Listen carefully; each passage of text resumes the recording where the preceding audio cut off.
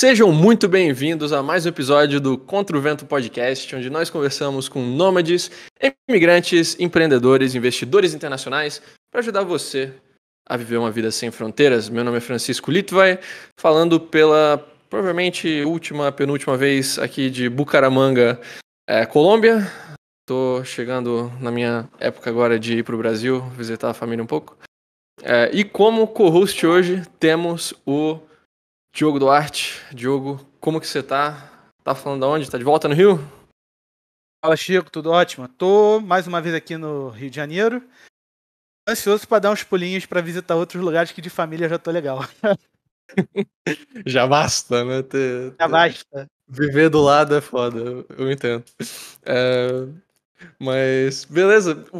A conversa de hoje vai ser com um convidado muito especial. A gente já tá tentando chamar ele pra cá faz bastante tempo, mas finalmente conseguimos fazer acontecer. Com o Vance, do My Latin Life, o meu site favorito sobre temas de América Latina.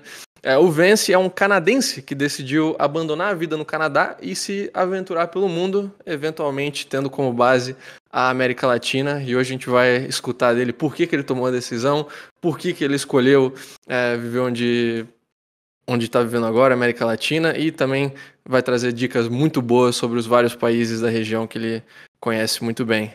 Vance, e claro, para quem está escutando, a gente vai falar em português, o Vance entende português, mas ele vai responder em inglês para facilitar a conversa, então, podcast bilíngue para todos. Vance, como que você tá? Tá falando de onde? Yeah, man. Obrigado pelo convite. Nice. Você tá falando de onde agora? Em qual país que você tá?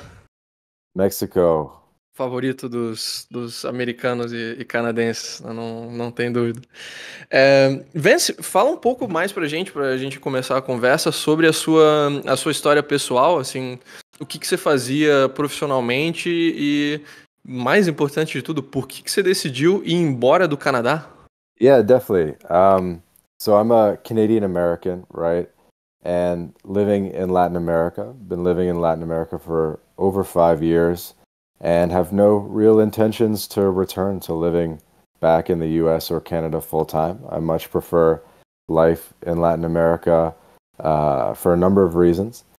And that's kind of how My Latin Life came about, was I saw that there was this mega trend of gringos who are interested in traveling and living in Latin America, and that the region was very under-traveled and also under-discussed. Like, there was not a lot of information in English about Latin America, and actually there's not even a lot of information in Spanish and Portuguese about a lot of Latin America. And so basically it's really for digital nomads who want to live maybe several months at a time in Latin America, or for expats or retirees. So lots of people are retiring to Latin America, lots of expat families are moving to Latin America, and it's a really interesting mega trend that we're seeing.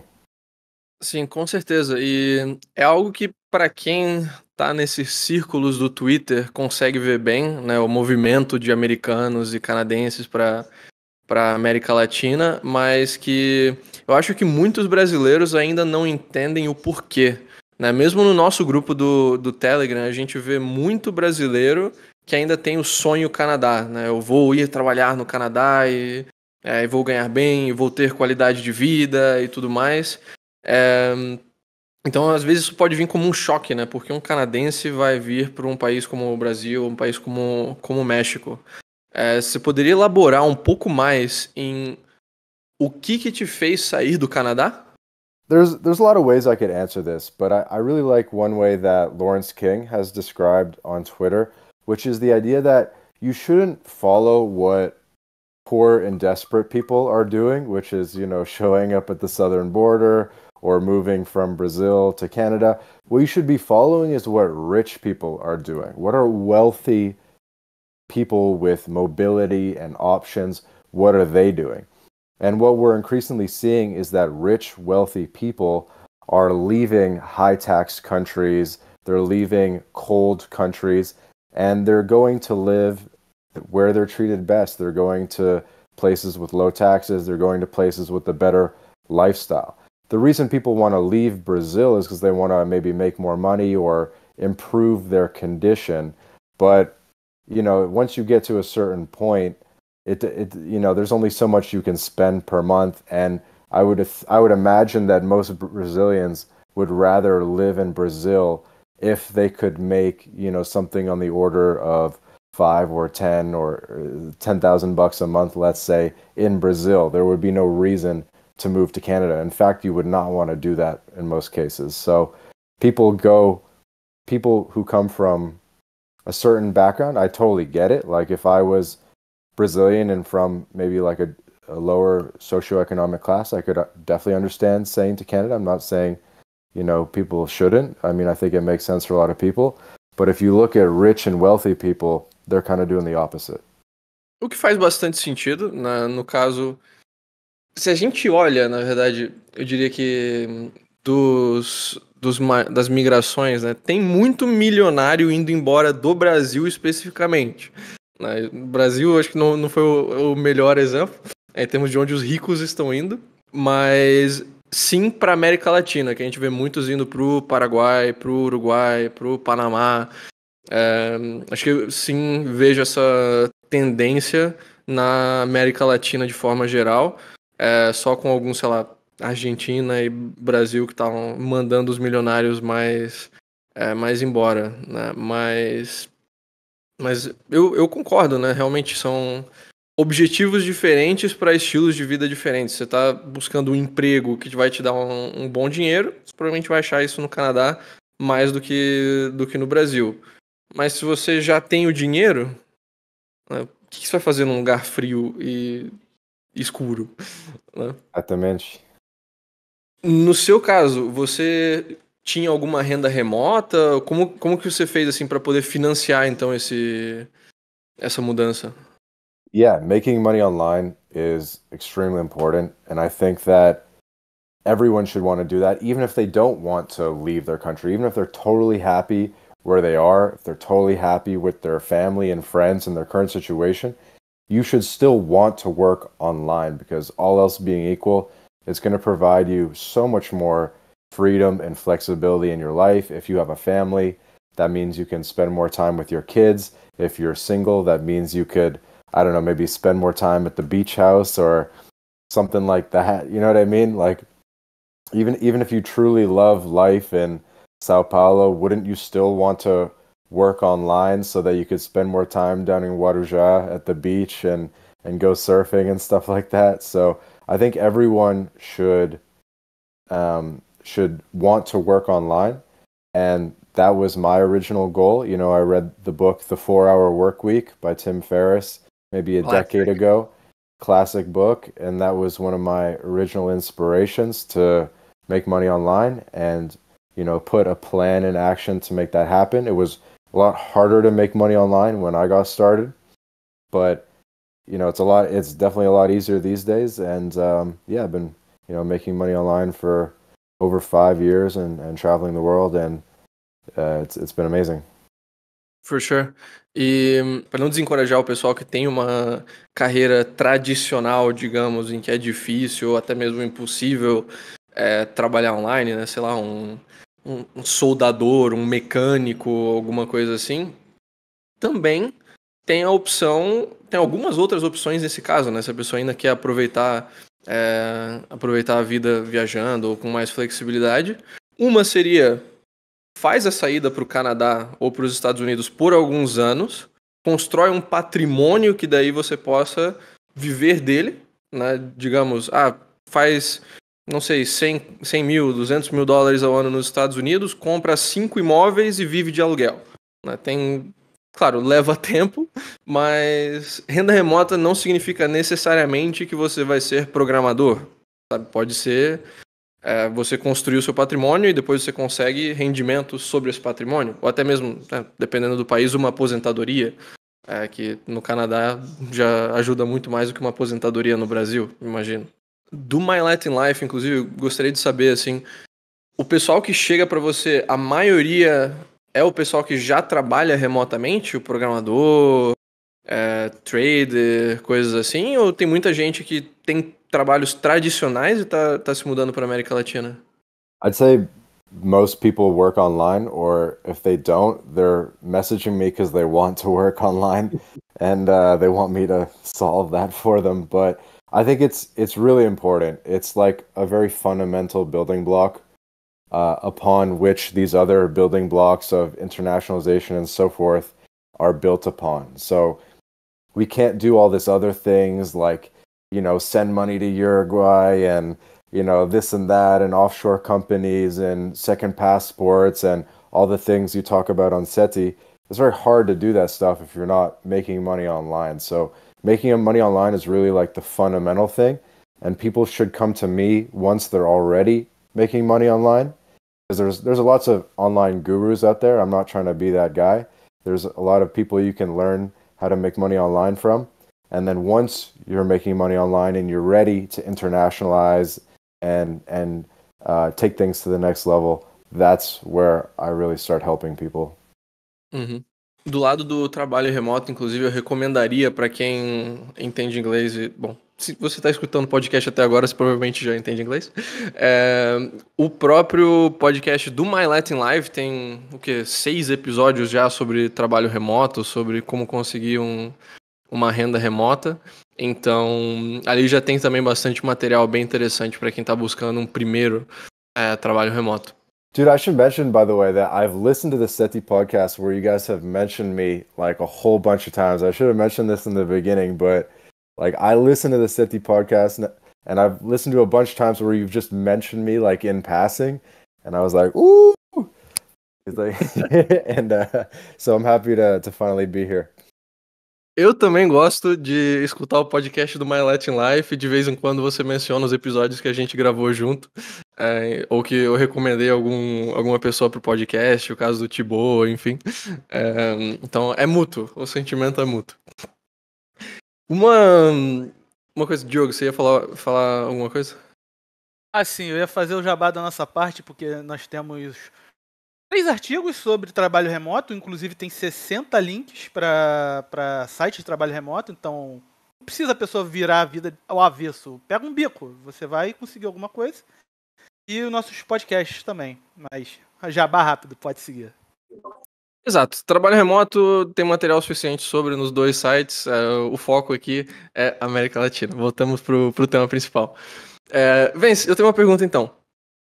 Você saiu do Canadá, mas a gente sabe, pessoal que vai virar nômade digital, vai viajar pelo mundo. Geralmente a gente está falando de 3 regiões principais, né? Europa, Sudeste Asiático e América Latina, como diria os 3 destinos maiores dos expats. Por que América Latina e não Tailândia ou Espanha ou alguma coisa assim? Well, the reason it's not Asia is just because the time zone. Like for Americans, the time zone just really doesn't work. If you're working with American clients, it really doesn't work. That's why you're going to see more Australians, you're going to see more Europeans in Asia. You'll see some Americans, but a lot of the Americans that are in Asia, either they make money in Asia or they're sacrificing a lot to be there. Like you'll go to some of these co-workings in Thailand and stuff, and you'll see some American guy there at 3 a.m. taking a sales call. You know what I mean? And that I'm not really down with that. So that's why for me, Europe and Latin America are the 2 places I like to spend time. Personally, I do spend some time in Europe. Like I've gone pretty much every year for a couple months, and I like it, but I do feel like something's still missing in Europe, and it's a lot of the feeling that's missing in Canada and the US as well, where it just seems kind of boring, and it's just not as energetic enough and as fast-paced enough. You know, actually, just before we started recording this one, I was recording a podcast for My Latin Life with a guy named Swedish Gringo. I'm not sure, maybe Francisco, you've seen the Swedish Gringo guy? Because I can get him, I can hook you guys up so that he does a SETI episode. But yeah. Não conheço, mas pode mandar o contato sim. Okay, so he's a YouTuber. He's Swedish, and he's a YouTuber that's like based in Rio, living in Brazil, and You know what I mean? Like going to carnival and all this stuff. And I think he's like one of the main kind of gringo YouTubers in Brazil. You know, you have Chim Explica and a couple of these guys, and the Swedish gringo's up there. But anyway, so we were recording an episode, and he was saying that like when he goes home to Sweden, he really feels like something is missing, and that he's been so long in Brazil, like I think it's been about like 3 years straight, that he's at the point where he wouldn't be able to go back to normal Swedish life and Swedish society and work in an office because he's just got that Brazil inside him now, and that wild like Rio life. Like once you've had that wild Rio lifestyle, or you know, for me, just kind of Latin American lifestyle in general, it's very hard to go back to like a boring civilized place. Sim, eu entendo o que você está falando, assim, é uma questão de, eu diria que é caos, realmente, é o caos do terceiro mundo, é o caos dos países latino-americanos, que acho que tem esse efeito. Eu gosto de citar um exemplo, às vezes, a Vitória Galasso, parceira nossa aí da Liber Action, um abraço para Vitória Galasso, viveu na Suíça, brasileira, viveu na Suíça por muitos anos. No fim das contas, decidiu voltar para o Brasil. Mas, pô, como assim? Uma pessoa vai da Suíça, que é para ser o país mais livre do mundo, o país mais melhor renda, mais seguro, mais qualidade de vida em tudo e tudo mais, e volta para o Brasil. Claro, existem vários fatores, mas um que eu lembro que ela falou muito bem era a questão da liberdade a nível da sua rotina mesmo, né? Assim, a Suíça ela pode ter mais liberdade, talvez institucional, de maior liberdade de expressão ou liberdade de, sei lá, fazer homeschooling, esse tipo de coisa, mas é extremamente regulado todo o resto. Não, você pode somente ventilar a sua janela por 2 horas ao dia durante o inverno, e você precisa botar o seu lixo para fora, sei lá, no dia tal, horário tal, senão tem tem uma multa específica, e qualquer coisa que você quer fazer, você tem que pedir uma autorização, um formulário, sabe? Acho que são muitas regras. Acaba que... And it's not just at the society level, it's just like how people interact as well. Like it's so I don't know, it's just so boring how people interact in like Canada and in Switzerland and places like that, where just the way that people interact in Brazil, in Latin America, you know, might be a 3-year-old kid's birthday and there's like 5 kegs of beer and like loud music and this type of stuff, and it's not even really for the 3-year-old. It's like I don't know, it's like more for the friends and just like an excuse to get a party going. And when you go to Switzerland or Canada, you're not having like a keg party for a 3-year-old. You know, you might have like some superheroes and a birthday cake or something, but you're not going to have like a real thing. And I think the family values and the closeness of people and the lack of kind of social barriers in Latin America. It's kind of hard to explain because there are still rules of social conduct, but they're just different.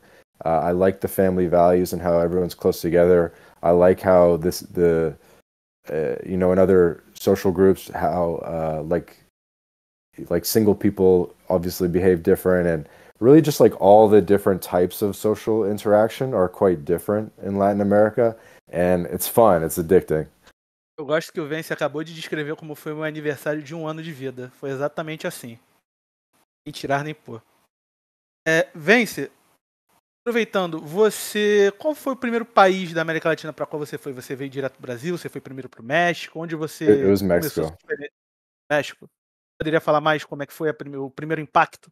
Yeah, like what really impacted me was a lot of what I was saying. Like, you know, the music was different. When I was growing up, we didn't have reggaeton music and like such sexual music. You know, we had rap, and I was listening to, you know, Wu-Tang and this type of stuff, and rock and AC/DC and stuff. But we didn't really have like sexual music. We didn't have dancing. You know, we had like Usher and shit like that. But it's like it's different, right? And you go to Latin America and like you go to your first nightclub and you listen to reggaeton, or obviously in Brazil it's like funky, and it's just like such a different experience, and it's just a higher level of fun that I say like basically the most boring average night out in Latin America is more fun than like the funnest night of your life in Switzerland or Canada. Like just if you're from Switzerland, you've just never had fun in your life. And it's, maybe some people like that, I don't know, but if you're from Austria, like some of Francisco's family, or Switzerland, and you go to a Brazil funky party and a baile in the favela or something, it's just such a fun and like insane experience that it's sucks that some people will never get to experience that in their life. It's just so much more fun. It's just like it's a whole different thing. Sim. Eu acho que uma coisa que eu me lembro muito do meu tempo na Áustria é que o plano de fim de semana, muitas vezes, era simplesmente se juntar com os amigos para beber, só para tomar cerveja e ficar conversando. E não que isso também não aconteça na América Latina, existe muito disso, mas eu acho que tem mais de realmente sair para dançar ou sair para fazer alguma atividade fora, especialmente no Rio de Janeiro, pô, ir pra praia o tempo todo. Não é aquela coisa de você. Tem a praia tá ali, mas sei lá, é muito frio, ninguém quer ir pra praia, ninguém vai de fato fazer nada na praia, só a praia está ali, eu vivo perto da costa. Não, no Rio e também em Santa Catarina, a praia é uma atividade, sabe, diária, é uma parte da rotina, digamos, de grande parte das pessoas que estão vivendo por lá. Esse contato, assim, com atividades sociais, além de simplesmente sentar, tomar álcool e ficar aí conversando, acho que é algo que eu gosto muito da América Latina também. Sabe, que você estava falando, realmente me lembra meus tempos de Áustria. Não sei se no... Mas assim, mesmo as melhores cidades do Canadá, sei lá, Toronto, uma coisa assim, não tem vida noturna legal? É isso que você está dizendo? Yeah, I've done lots of partying in, Toronto, Montreal, New York City, San Francisco, Texas, like anywhere in I bet Vegas.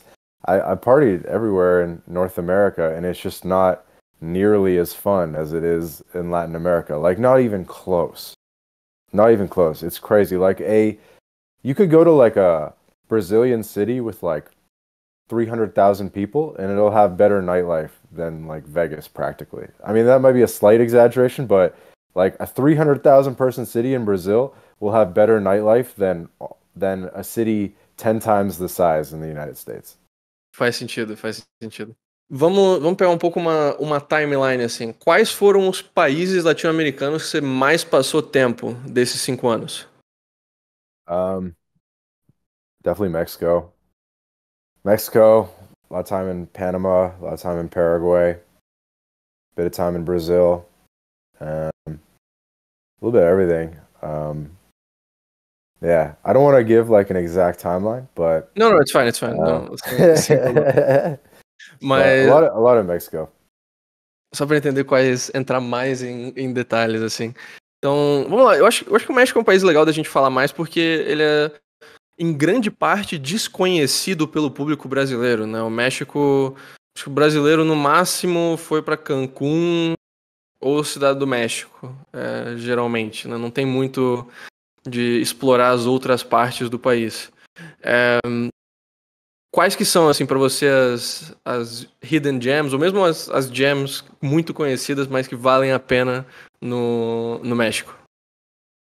Yeah, for a Brazilian, I don't know, because a Brazilian would have very different expectations. One thing we've talked about on Twitter in the past is how most of Latin America really doesn't have good beach cities, except for Brazil.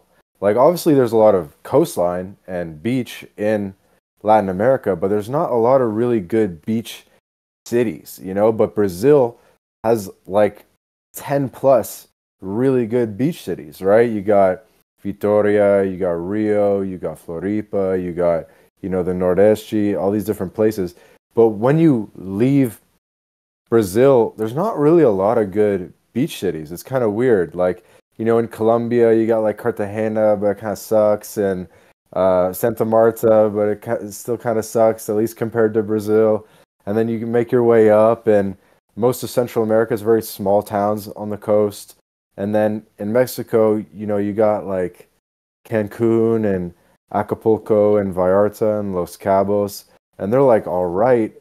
I mean, for beach cities, but they're like not nearly as good as Brazilian beach cities. So I think that that's one big difference in Mexico and just sort of like in general with the rest of Latin America is that most of the it's like yeah, I don't know, like all the real cities or big cities are inland, except maybe Lima would be the exception. Um, so it's something I noticed. It's like if you really want to live in like a cool beach city, like Brazil's the best place to be. Mexico, and then like you know you're kind of asking a different question though, which is you know maybe what are some underrated places in Mexico? And for a Brazilian, I don't know. I feel like it'd be kind of weird because in Mexico, like it's like they're also Latinos. People are generally shorter. I don't even know what the best city for a Brazilian would be. Probably Guadalajara, I would think. I think Guadalajara would probably be the best city for a Brazilian in Mexico. Por quê? Qual o pensamento aí? Why Guadalajara? Well, it's a pretty big city. It's like more than 4 million people. So I think it'd probably be similar to like a Belo Horizonte in terms of the size and in terms of like it's you know beautiful people. It's an inland city.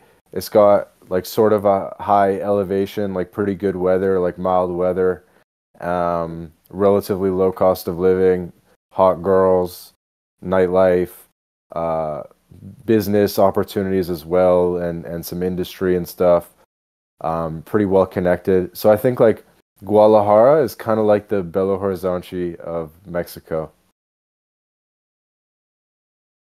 Boa comparação. Acho que é difícil geralmente ter alguém que conhece tanto o Brasil quanto os outros países, assim, para dar essa comparação direta, né? BH e Guadalajara. Mas, assim, não, de forma geral, você vê que para quem quer o estilo de vida praieiro, o Brasil acaba sendo uma opção mais top. Então, no caso, o resto da América Latina, para quem quer cidade grande, para quem quer montanhas, acho que também seria uma boa mencionar, né? No Brasil não tem muito. Então você diz, quem quer praia no resto da América Latina vai ser mais em vilas pequenas. So what would be some mountain cities I would recommend? Isso. Good question. I mean, Mexico City's crazy. Mexico City's pretty crazy. It's worth seeing. I don't think I would recommend anyone ever live there because the pollution is insane. But it's definitely worth visiting. It's a pretty cool place. It's very dynamic. I think anyone that's used to Sao Paulo would probably find Mexico City similar, but probably better, I would say, in a lot of ways. I mean, kind of depends, but pretty similar. Yeah, I mean, it's hard to say, I think, because Mexico has a lot of different vibes for a lot of different people, right? It's the second biggest country in Latin America by population. Brazil's 200 plus million. Mexico's about 110 million. So it's the second biggest country, and it has a lot of different vibes in a lot of cities. So you have like desert cities, you have very lush rainforest, green cities, and a little bit of everything in between. So there's like I think there's different vibes for different people. There's big cities, there's small towns, and it's all pretty cool. And I think Mexico has a lot of culture as well. Like I think it has some of the most culture in Latin America. But so I think people are I don't know. I think Mexico's cool. I think I've definitely seen Brazilians that have been like successful there. Certainly in Mexico City, like a lot of Brazilians in business in Mexico City. But yeah. Me surpreende, porque eu não vejo quase nada de brasileiros, pelo menos que chegam pra gente, querendo ir pro México, assim. Geralmente, o que vem pra gente tá querendo ficar ou pela América do Sul, né, Paraguai, Uruguai, as coisas mais próximas, ou se não, ir pra Europa. Você chegou a conhecer muitos brasileiros pelo México? Not too many, but there's definitely some. There's definitely some in like Tulum, Playa del Carmen, and there's definitely some in Mexico City. But yeah, there's a good amount in Tulum, I think. Acho que Tulum tem um pouco de tudo quanto é lugar, né? Com o tamanho do aeroporto de Cancún.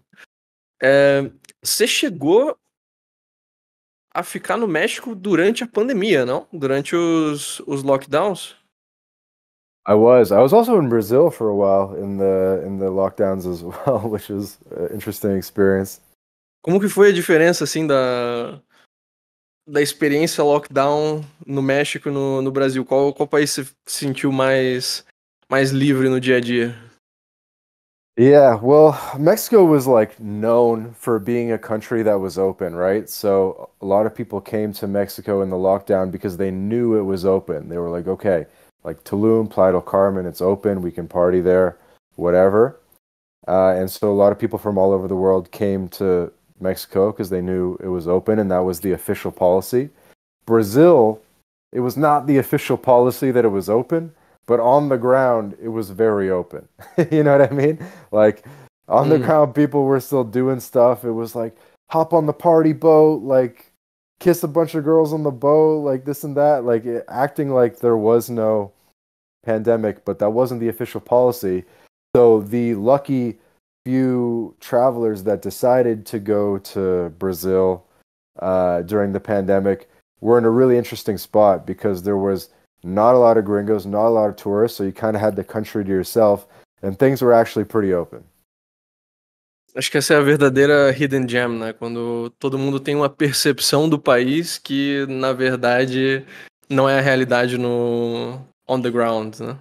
Em relação ao México, de forma geral, assim, você vê que com o tanto de americanos e de canadenses já é um país em que você consegue viver de boa sem precisar aprender espanhol? Ou você vê que, pô, não, ainda assim, sem o espanhol você não consegue ter uma experiência boa no país? In Mexico, in particular, Sim. I think you can get by without Spanish, I would say, in a lot of places, but it's going to make your experience very different. And with regards to Brazil, I mean, I think that's one of the reasons a lot of gringos don't go to Brazil is because the language is just too big of a barrier. They think, like Americans think, oh, I did 2 years of Spanish in high school, like it's good enough, and I'll go down to, Spanish speaking Latin America. So they feel like a bit more familiarity, whereas Brazil just feels more foreign, right? Like Brazil is just as far as Argentina, but there's a way more gringos in Argentina than there are in Brazil. And it's not really because of the cost of living or the visas or anything like that. Like the visas are pretty similar, the cost of living is pretty similar. The reason they're there is they just feel more of a sense of familiarity with Argentina and with Spanish in general, which kind of works, which has its pros and cons. So, yeah, I think that's one of the big reasons there's not too many Americans in Brazil. Qual que você diria que é o país ou os países que é mais familiar para quem é americano, canadense, que mais te lembra do seu país e que é mais friendly de forma geral, que é mais amigável para um expatriado? In the world, I'd probably say Ireland, where I know there's also a lot of Brazilians. I went to Ireland actually like a year and a half ago, and I met so many Brazilians. It was pretty cool. Like I went to the park to play basketball, and it was like all Brazilians and this and that. Went to the bar, and it was like Brazil night. So I know there's a lot of a lot of Brazilians in Ireland, and I think that's a great country for familiarity and friendly people. But in Latin America, I mean, it's gonna be Mexico, Costa Rica, and Panama. Those would probably be like the three most familiar seeming to an American. Eu iria chutar esses 3 países quando você falou, pô, realmente. Porque a Costa Rica já tem tanto uma vibe de expatriados, de família, de aposentados se mudando para lá. O Panamá, aqui para o nosso público, eu acho engraçado porque o pessoal chega, pô, tô ganhando não sei quantos $1.000, eu quero ir para Miami porque o meu negócio precisa ter interação com americanos e a gente, não, por favor, vai para Panamá, são 4 horas de voo. O que você acha que os brasileiros precisam saber mais sobre o Panamá? Quais são as coisas interessantes, tanto a nível de balada quanto de negócios, que tu acha que vale a pena ter dito? Yeah, Panama's kind of weird because it has this reputation of being like a business hub, but it's actually pretty hard to do business there. Like the banking doesn't really work all that well, and it's hard to start businesses, and even when you start them, there's a lot of rules and stuff. So it is kind of hard to do business. Like I think if you want to do business with the Americans, you really just got to go right to Miami, and obviously lots of Brazilians in Miami. So Panama, I know there are a lot of Brazilians in Panama. Maybe it works well for like multinational corporations or something. Francisco, kind of knows what I'm talking about in terms of, Panama's kind of a weird place to do business, but I don't know. I think the real business hub is definitely Miami. Sim. Acho que ele estava falando não no sentido de ter muitos brasileiros no Panamá, mas de ter muitos americanos ou canadenses que têm dinheiro.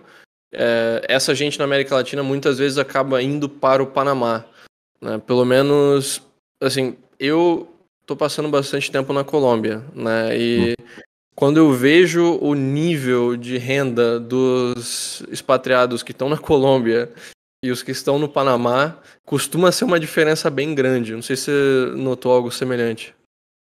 I mean, it's definitely a different type of person that goes to Colombia versus that goes to Panama for Americans. Like, I think in Colombia, you're going to see more young people. You're going to see, single people, or, it's more like single people, not so much families. Like, you're not really going to see American families going to Colombia.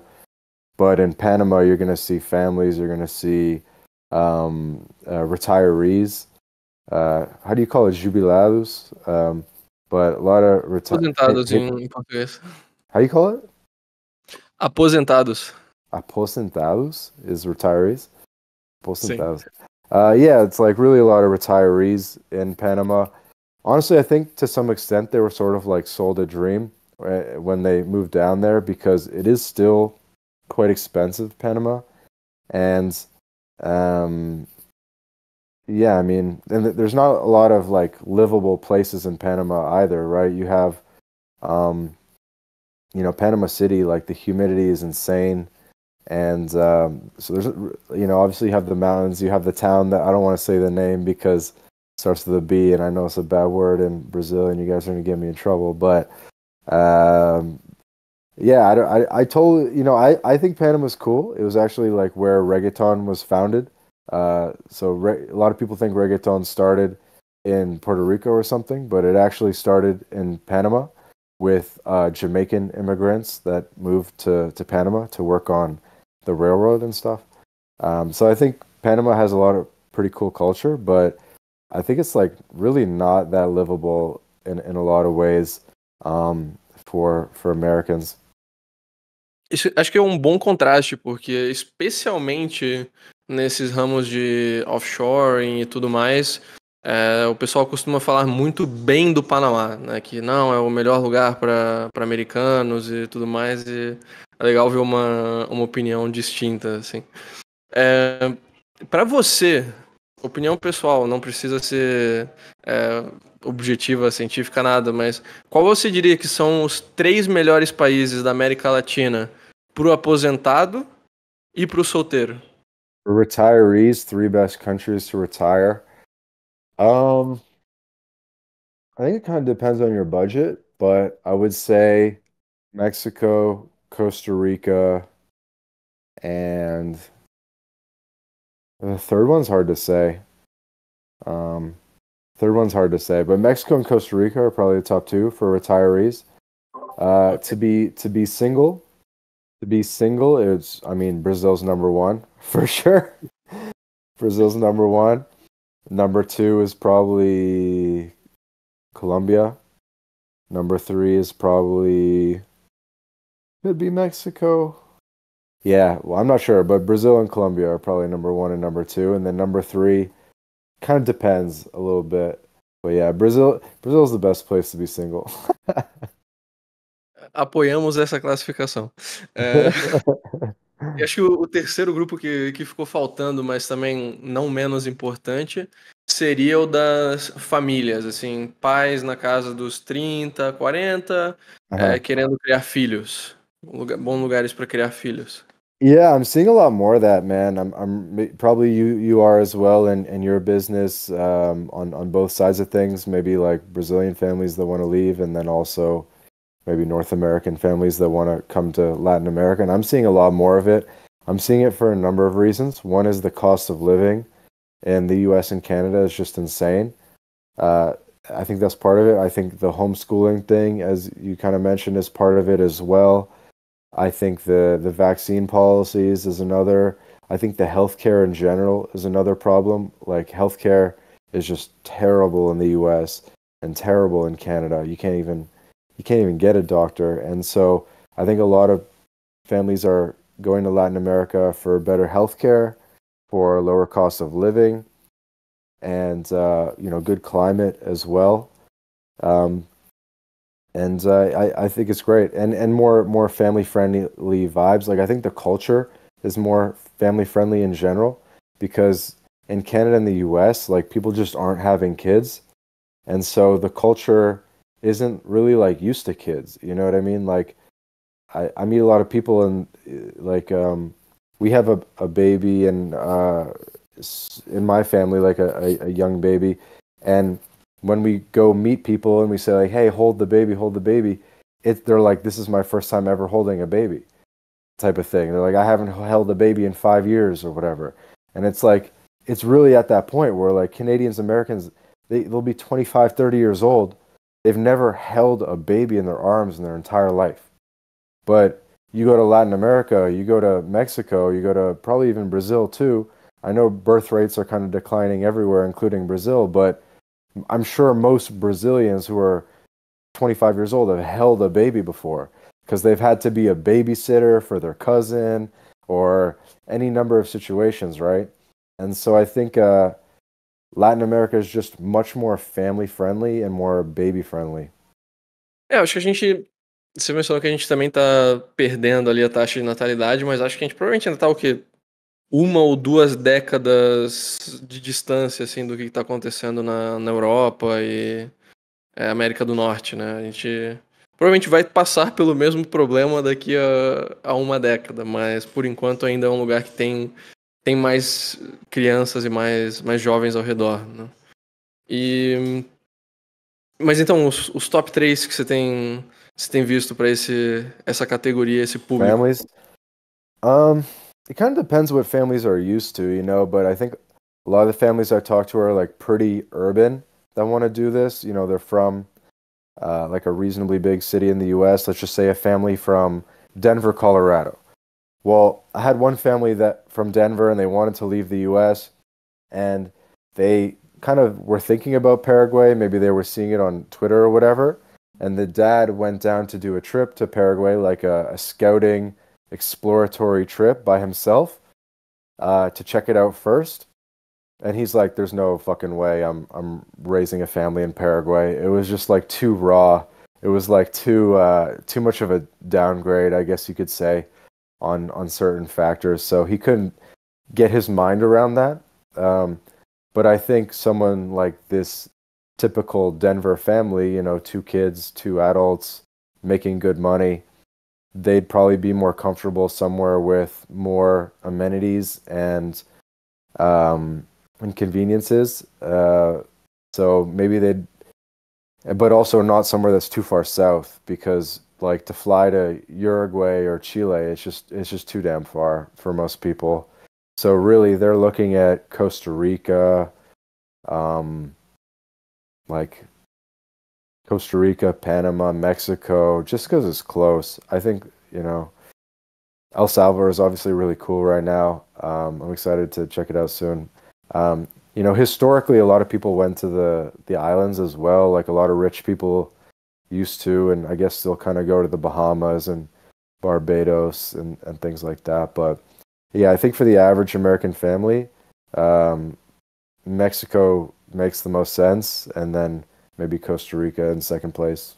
No fim das contas, geografia determina muita coisa, né? Essa coisa de não ir para a Ásia né, basicamente bloqueia um continente inteiro pela questão geográfica, que querendo ou não, é como você ganha o seu dinheiro, ou então como você vai... And dude, and a lot of American families are going to Portugal. So, I mean, that's kind of in your wheelhouse a bit, but dude, they like Americans love Portugal because it's like civilized in a way that Latin America isn't sometimes. The English levels are really high. Like the English in Portugal is insanely good, and it's pretty close, especially from someone on the East Coast. Like there's lots of direct flights from New York and Boston and Washington and Miami and stuff, and it's barely a 4 or 5 hour flight. It's like just as close as Costa Rica, really. So I think a lot of American families are going to Portugal as well.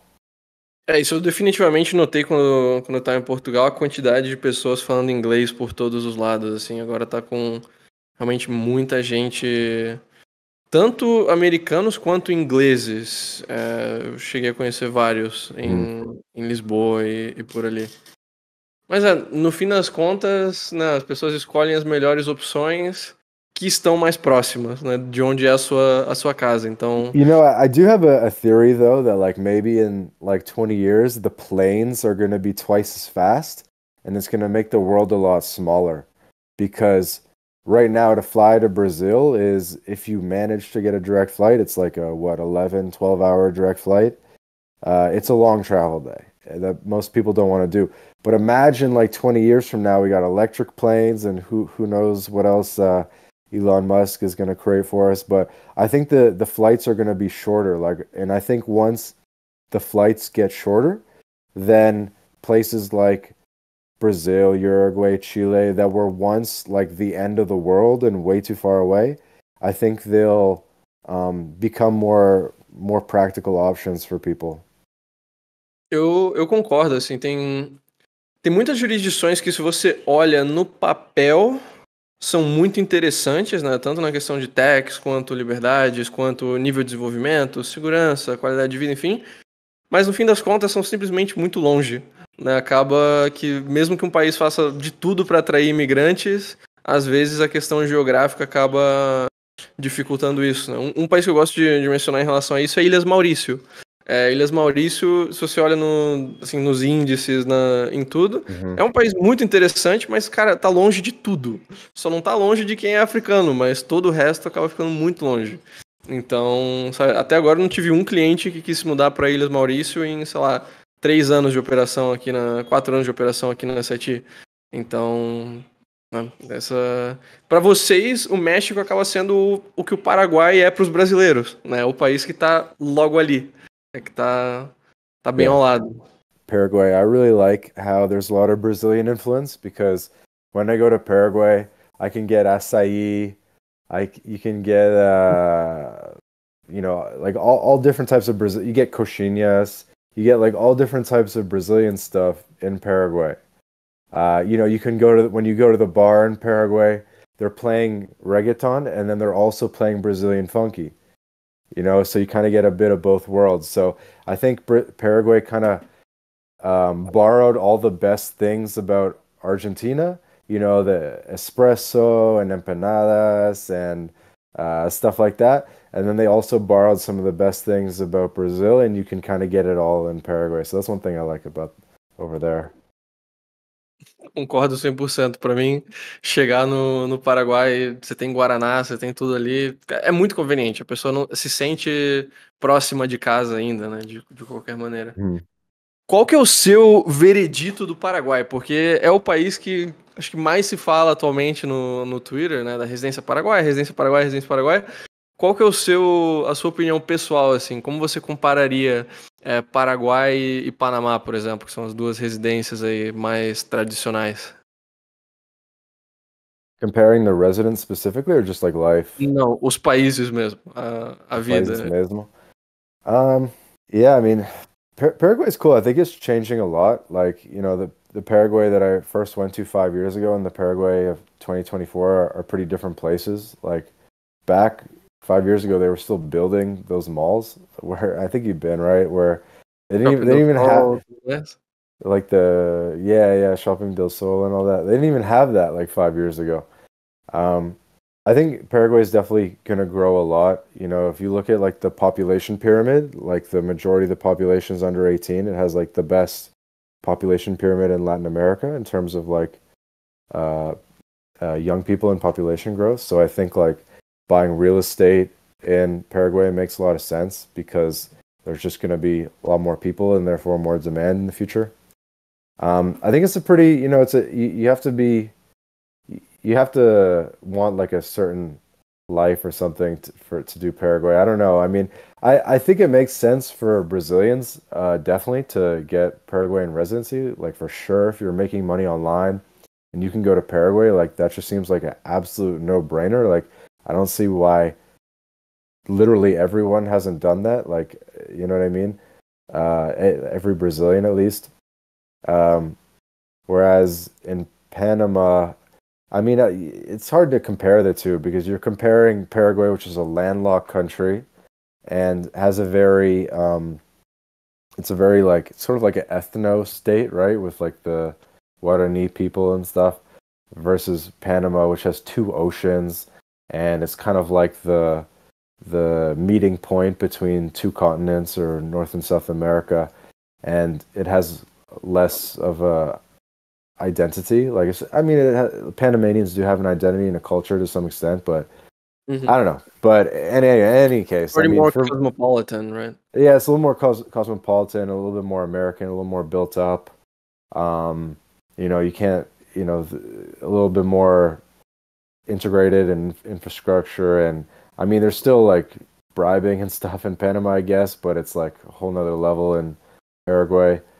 I don't know, but if I was Brazilian and I was working online, to me, like Paraguay would be a no-brainer, right?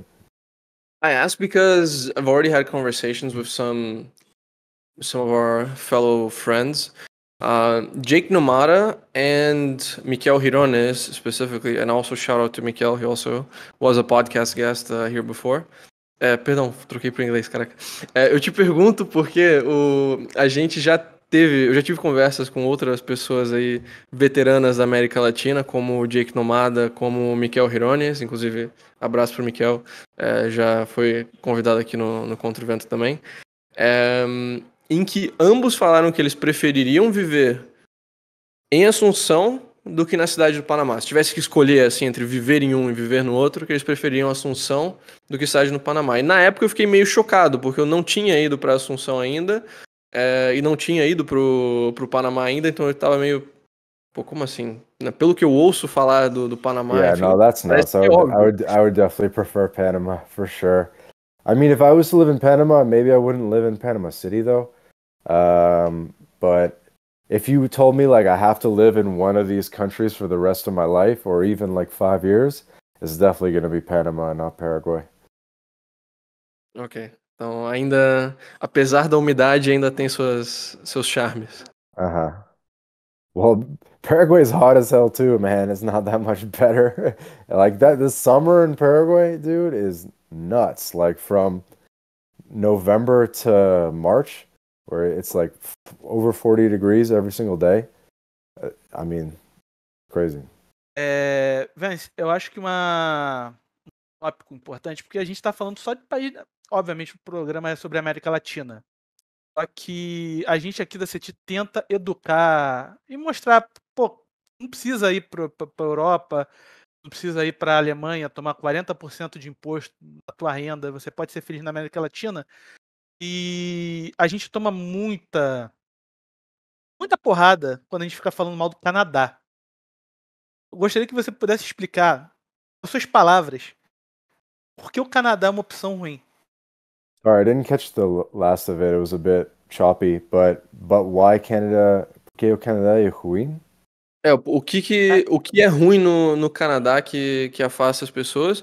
E especificamente eu gostaria de pedir, você falou que a saúde no Canadá é ruim, e isso é algo que acho que vai chocar muita gente, assim, porque o que o Canadá tem de ruim, além. A gente tá falando da cultura e clima, mas fora isso, o, como assim a saúde é ruim, por exemplo? So the thing is, the healthcare is high in the rankings on paper in terms of, if you look at like best countries in the world for healthcare, I'm sure Canada's pretty high, but it's just outdated because, for example, last year Canada welcomed 1.3 million new residents, which for a country of 40 million people is a lot.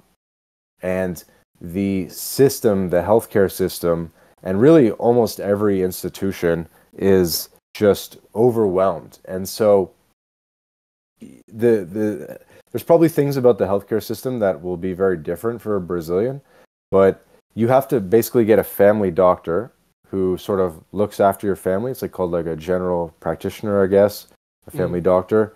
But the wait time to get a family doctor is like 2 years. Like you can't even get a family doctor.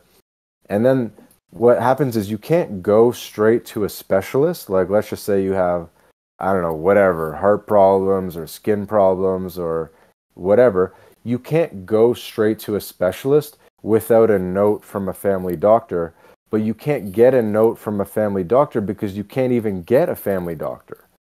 And then if you need like a surgery or different things, you'll be waiting over a year for the surgery because there's just no. And then so any like sort of what do you call it? But any kind of like surgery or any process that you need to do, you're going to be waiting a very long time to do that process. And then anything that's an emergency, like let's just say you fall and crack your head open when you're skateboarding or something and you go to the emergency room, you might be sitting in the emergency room bleeding for 24 hours before you can see a doctor because the emergency room is full because there's too many people. So there's basically not enough doctors. There's not enough healthcare professionals in general. So for emergency things, it's really bad. For long-term things, it's really bad. For ongoing care, like sort of proactive or family care, is very bad. And a lot of things you can't even pay for either because everything's public and there's no private as well. Like most countries have like I think it's called a two-tier system where some stuff is public, some stuff is private. If you're poor, you can go to the public one and maybe it's not the best, but at least it's there. And if you have money, you can go to a private one. And I think that's how Brazil works. But in Canada, there's no private one. So even if you have money, there's no one to go to. And so rich Canadians with money, if they need a surgery done or whatever, they have to go to the States or go somewhere outside of Canada to do that process. And then the States is super expensive too. And so like you basically end up having to go to Colombia or Turkey or Mexico or something just to get a teeth cleaning. So the whole system is like really bad. Like I'm sure it was pretty good 10 years ago, and I think it's still maybe good if you have like really expensive health problems, like maybe you have some type of cancer that would cost $100,000 a year or some like insane amount of money in another country, maybe Canada's good because at least they'll cover it. You might be waiting for a while, but at least they'll cover it. But for just like normal stuff, day-to-day stuff, or really like 99% of people, the system is completely failing from a healthcare perspective. Like it's horrible. It's like it's unusable. It's almost as if it doesn't exist. É insano você falar que não existe opção de pagar para ir no privado para um monte de coisas. Não existe a opção. Não entra na minha cabeça, em qualquer outro país que eu já fui na vida, se você, ok, beleza, não quero esperar o público, você vai lá, vai num hospital privado, paga e resolve, digamos. E não existir essa possibilidade me parece muito alienígena. Assim. Yeah, it's weird. And then, sorry to interrupt, but then, and it's not just healthcare too, because a lot of these problems with the public institutions, they just haven't caught up with the population growth. So for example, schools, even if you buy a nice house in a nice school district, well, the schools are full, so your kid won't even be able to go to that school now because there's like a waiting list, and you're going to have to bring your kid to a school that's like a 20-minute drive away, that's like on the other side of town, where there's space, because there's no space in the schools, because and like the classrooms are much more full than they used to be. So I mean, so it's the schools too. It's really most public services. I think like daycares are full. People can't even get a spot at a daycare. Do you guys call it a niñera or something? But like there's no spots at the daycare. So even if you want to, like even if the parents want to go to work, they can't even find a daycare to take care of the kids because all the daycares are full. So there's like all these problems. Seria uma creche, né, pra deixar os bebês. Cara, que louco. Especialmente essa parte da saúde me deixou bem chocado. Diogo, o que você ia falar, cara? O que eu acho absurdo também a pessoa não conseguir agendar uma consulta. Não, precisa primeiro do médico da família, aí tu vai esperar 2 anos. E se conseguir um médico da família, aí ele vai te autorizar numa consulta. É surreal tu tá de trabalhar, o Canadá cobrar o imposto que cobra e tá nessa situação. Depois a gente que é terceiro mundo, pô. Essa é uma outra coisa, né? Acho que você chegou até a twittar sobre isso, Vance, que na América Latina, uma vez que você tem o contato do seu médico, cara, você fala com ele por WhatsApp. Você guarda o contato ali da... Right, yeah, we talked about this on Twitter too, where even when you have a family doctor in Canada, you wait the 2 years or whatever, but even if you have a family doctor, you don't actually really get to talk to the doctor. You do not get his phone number under any circumstance. You can't contact your doctor. You can't text your doctor. There's no WhatsApp. You have to call the office. And then when you call the office, you speak to like a secretary or an assistant. And then you can make an appointment in the future to talk to the doctor. But there's absolutely zero doctors in Canada where you can like WhatsApp them or call them whenever you feel like it. Like you can't. The only way to talk to a doctor is to make an appointment, and you know the appointment might be months in the future, and the whole thing is just like very, very regulated. And so this is kind of what we're saying, where what kind of back to what we were talking about in the beginning, which is that like, you know, maybe you got to watch what poor people do and what wealthy people are doing is very different, because a wealthy person in Canada, they're not happy with the system because they're paying all these taxes and so forth, but they're getting literally nothing for it. Like the healthcare is not working at all. The schools aren't working at all. Most things aren't working. And it's obviously cold. But for poor people, you know, maybe it's still good because they wouldn't have had private healthcare in Brazil anyway. So they're like, well, at least the public system here is like kind of okay, maybe compared to the Brazilian public system, I guess. So, I mean, I don't know. So, you know, I think it makes sense for a certain class of people. Basically, if you're down to work in construction or like something with your hands because you have no skills at all. Like if you have no skills and you're poor, sure, Canada's probably a good place to be. But if you are rich or have skills or have flexibility or, you know, you're not down to work with your hands, you're not down to work in a restaurant for cash illegally, then there's not so much to be offered in Canada right now. Qual que você acha, voltando aqui o assunto para a questão de América Latina, quais que você vê que são os países que são as estrelas, assim, que nos próximos 5, 10 anos você vê que, não, aqui tem futuro, digamos, as rising stars da região? I think I'm most excited about El Salvador, for sure, followed by Argentina, but I would say more El Salvador. I think it's going to be really a meeting place where a lot of a special meeting place of people who want to have an impact, who want to make a name for themselves, are probably getting together right now at Bitcoin Beach and San Salvador and this kind of thing, and they're sharing new ideas and starting new businesses. And it's kind of like I think you know, I was watching this TV show recently, and it was like Paris, France in the 1800s, right? And you had like all these famous people like Humboldt and Napoleon and everything, and they're getting together and they're drinking and having coffee in the salons of Paris. And it kind of got me thinking, like, where are those like 1800 Parises today? 10 years ago it was San Francisco, and San Francisco was just huge kind of in 2015 and kind of in that decade. And San Francisco's kind of lost a little bit of its luster. A lot of people went to Austin, a lot of people went to Miami. But I think El Salvador really has an opportunity to be one of those places, kind of like a San Francisco or a 1800s Paris, where a lot of new ideas come and people who want to have an impact are going.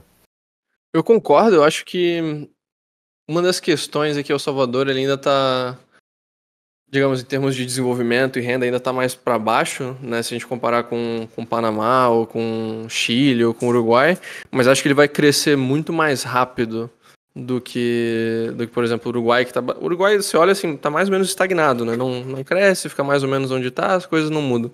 El Salvador agora tá crescendo, cresceu o quê? 10% ao ano, um ano de PIB.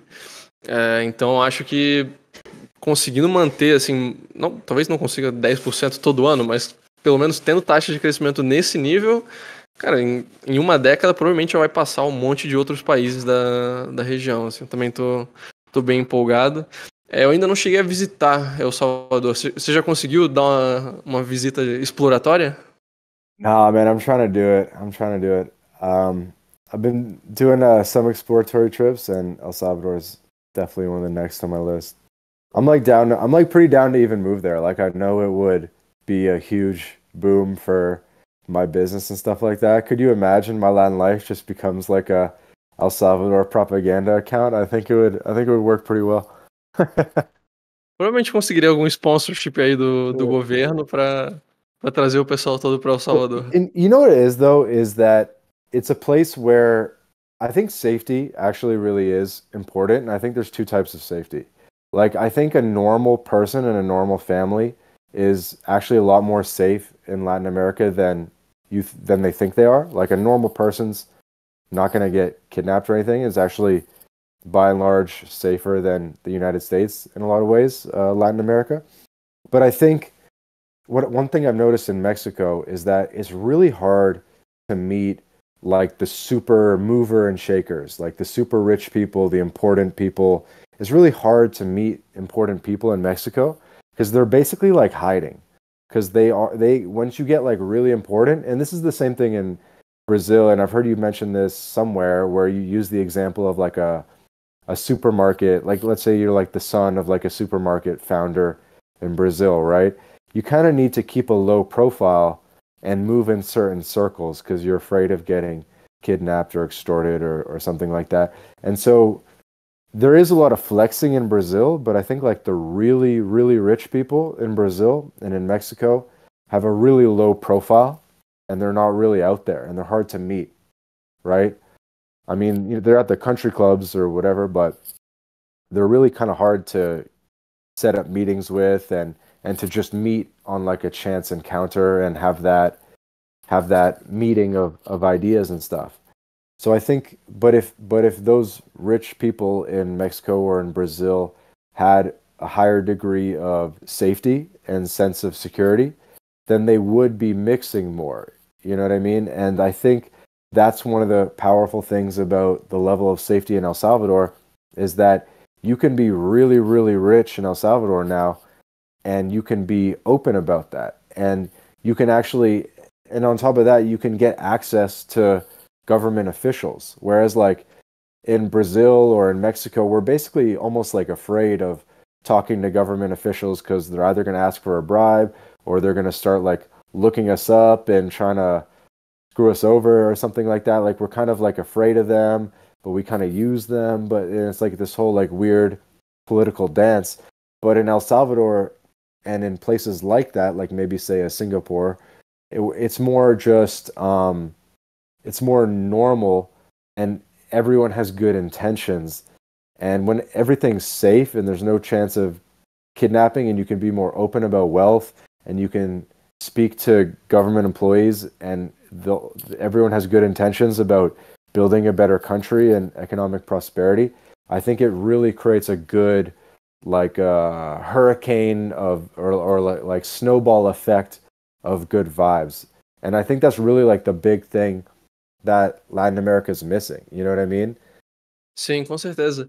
O nível de, digamos, flexing e pessoas ricas na rua fazendo as suas coisas do dia a dia, e dá pra claramente notar que elas são ricas.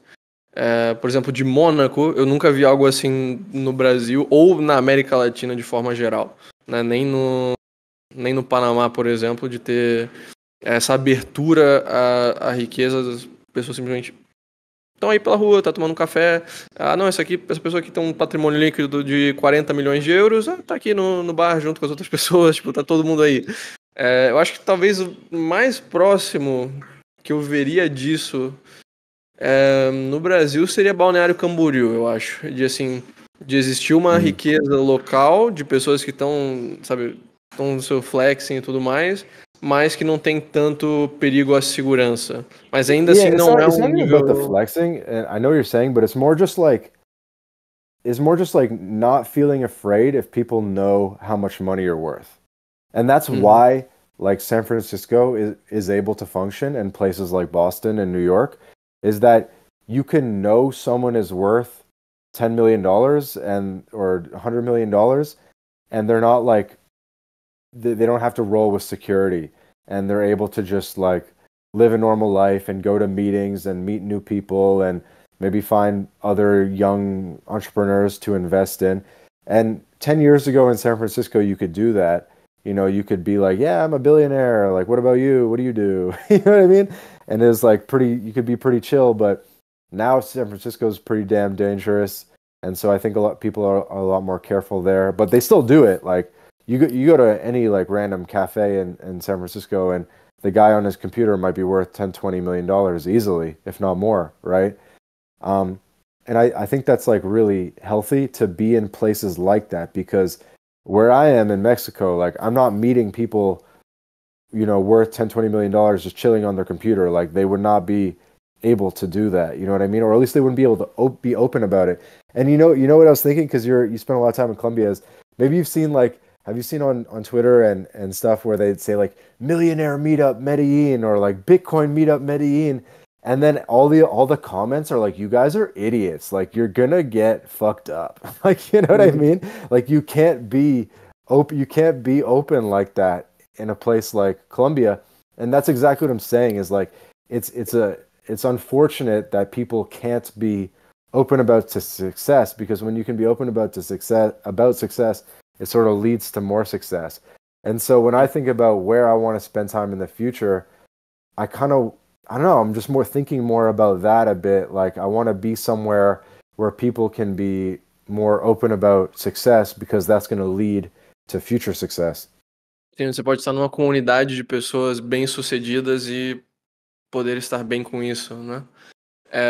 Pensando até aqui eu não estou em Medellín, eu estou em Bucaramanga, mas mesmo aqui em Bucaramanga, você tem um bairro assim que é o bairro mais rico aqui de Bucaramanga, que se chama Cabeceira, né, que é onde você tem os melhores restaurantes e tudo mais, mas esse não é o melhor bairro de Bucaramanga. O melhor bairro de Bucaramanga fica fora de Bucaramanga, numa montanha, se chama Huitoque, que é basicamente uma gated community, né, uma comunidade fechada completamente, e é ali que vivem os ricos de verdade, sabe? Aqui, o bairro bom dentro da cidade, tipo Leblon e Ipanema, não é o melhor bairro. O melhor bairro tá longe do resto da cidade, isolado na sua própria coisinha ali, uma bolha, digamos, com segurança privadas, que não pode entrar qualquer pessoa, enfim.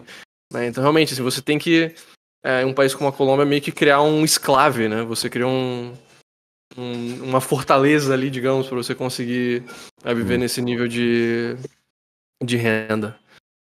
Nesse sentido, o Salvador acho que está fazendo movimentos muito bons.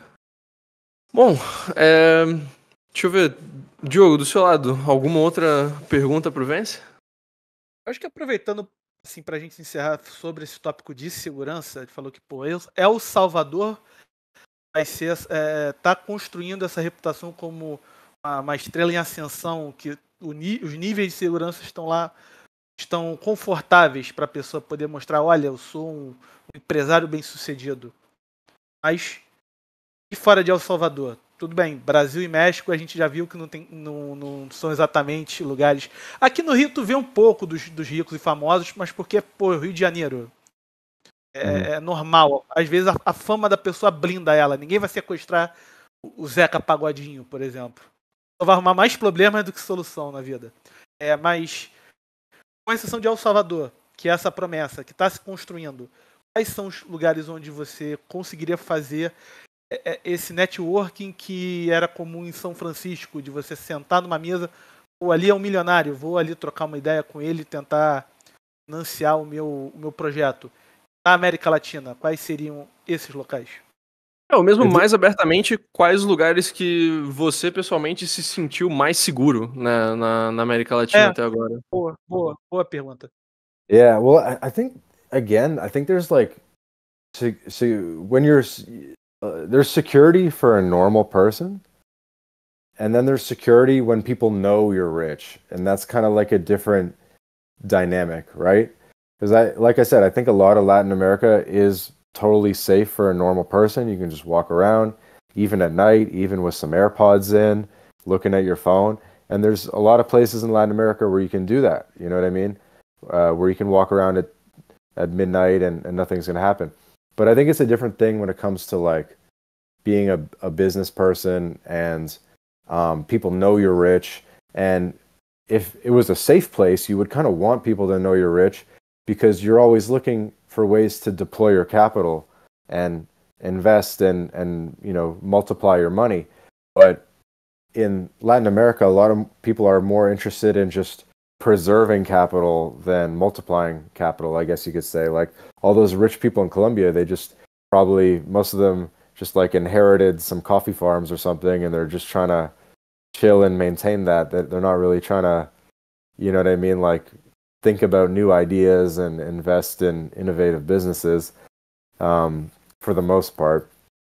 I mean, I think there's some overlap between like the nomad hubs and what I'm talking about, because I think there's definitely a lot of information exchange and business going on in sort of the nomad and expat hubs. So the biggest hubs would be Playa del Carmen, Tulum, Mexico City, maybe Medellin, maybe Panama City, maybe Buenos Aires.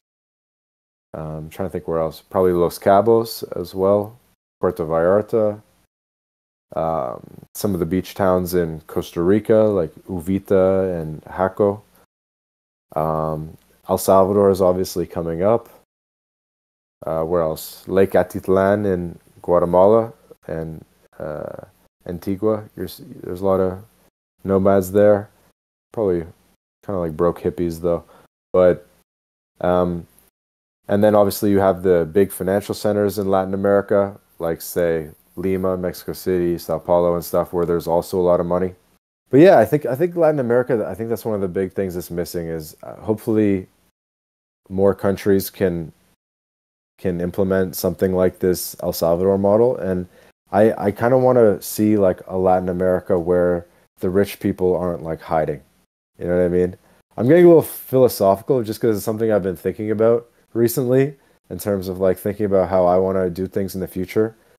I think that is probably one of the benefits of Canada for the people listening and they're interested in Canada is people can be pretty open about wealth in Canada. And people make wealth in a lot of different ways in Canada. You know, for some people it's construction, for some people it's software, for some people it's oil or natural resources. And people are pretty open about wealth in Canada, not just because they want to flex, but because they want to, I mean, for a lot of reasons, right? But you don't really have to hide it as much. So I think that is one of the benefits of Canada is that you can be successful and maybe you get punished on taxes, but you don't get punished by like people trying to do bad things to you, I guess. Yeah, I don't know. Just kind of thinking. I know one of your host just left. Maybe you want to say bye there. Não, essa questão é de construir uma sociedade de alta confiança, né? High Trust Society. Leva tempo, né? Acho que El Salvador está fazendo um bom trabalho e vai levar um tempo, mas eu acho que eles sim estão fazendo tudo certo, né? Estão na direção certa para realmente se tornar esse lugar na América Latina. Eu, pessoalmente, creio que Chile, tirando o governo do Boric agora, né? Se eles conseguem colocar de volta um partido da oposição, acho que eles também estão bem situados para conseguir isso.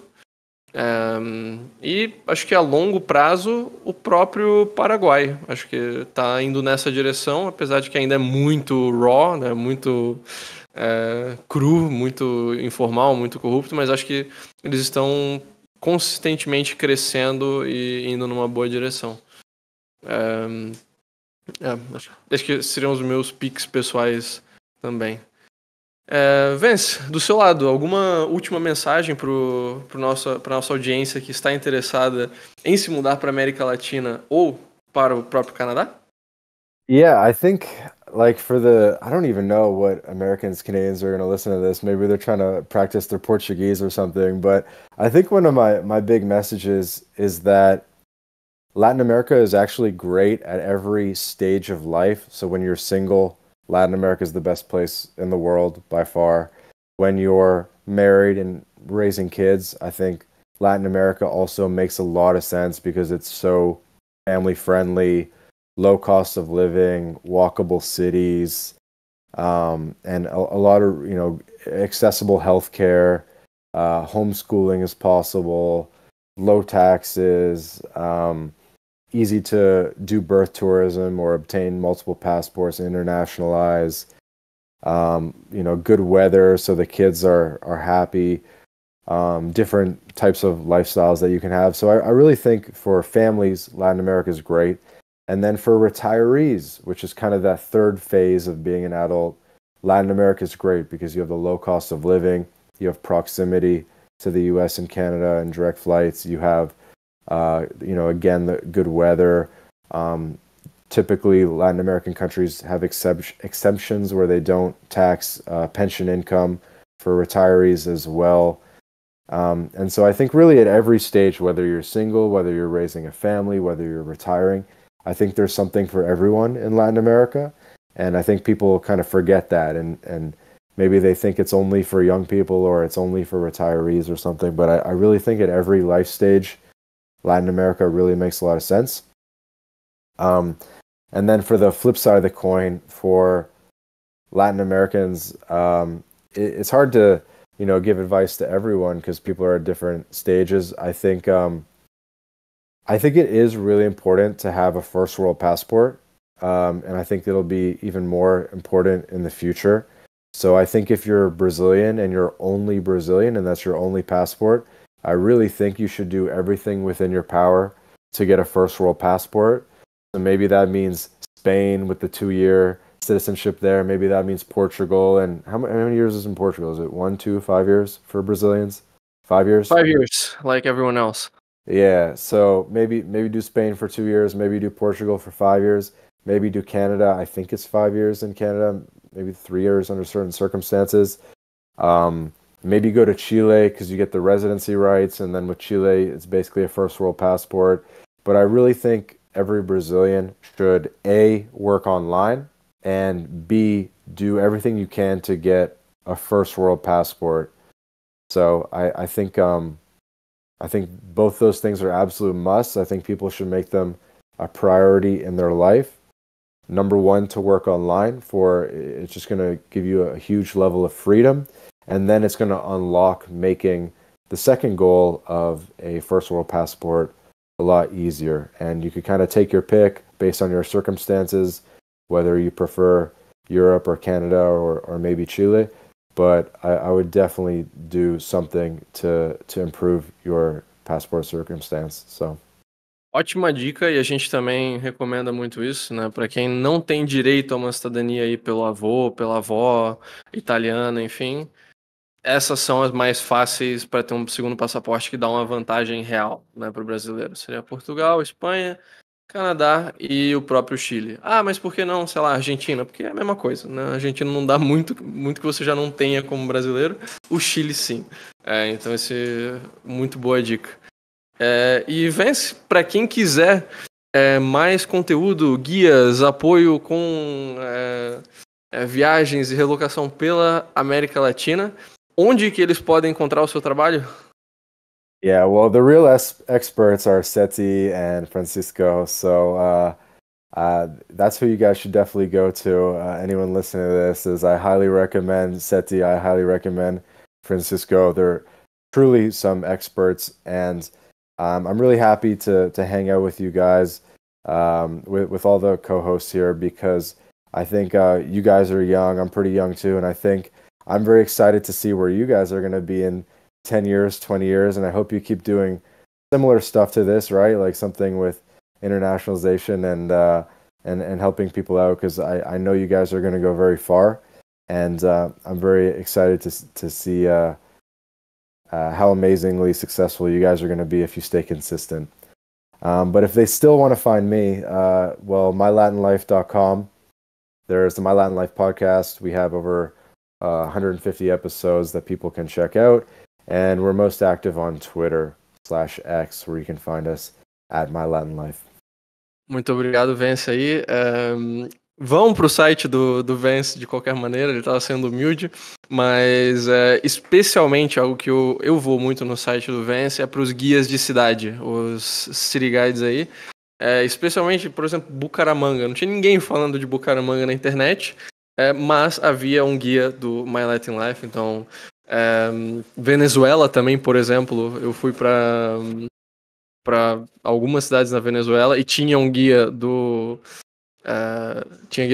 Jake, também os conteúdos do My Latin Life. Então, assim, para quem tá viajando, especialmente tá viajando para fora do destino mais convencional, né? Se você tá indo para, sei lá,